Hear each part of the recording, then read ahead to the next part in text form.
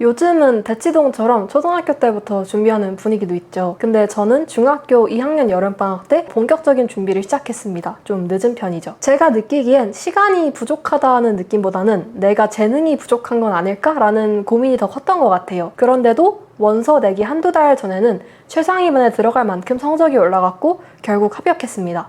더 일찍 시작했다면 흥미를 잃고 중간에 그만뒀을지도 몰라요. 보통은 중학교 1학년 때부터 슬슬 방향 잡는 걸 추천합니다. 본격적으로 영재고 대비를 하지 않아도 괜찮고요. KMO, 그러니까 한국수학올림피아드 같은 경시대회를 많이 풀어보면서 사고력 문제에 대한 감을 익히는 게 좋아요. 시험을 목표로 하기보다 탐구하고 생각하는 습관을 먼저 들이는 거죠. 저는 선행학습은 거의 하지 않았습니다. 미적분은 고등학교를 합격하고 나서 처음 받고 중학교 때는 정석 수상하 정도를 잠깐 봤습니다.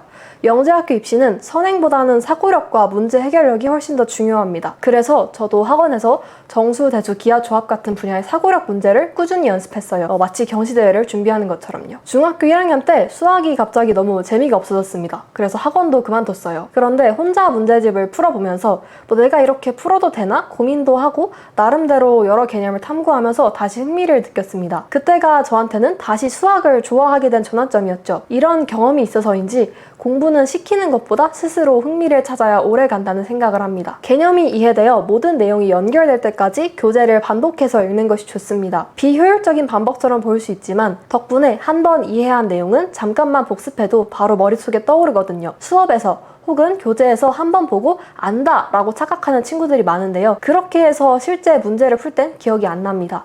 개념서 정독을 꼭 권해주고 싶습니다. 저는 너무 조급해하지 않으셨으면 좋겠어요.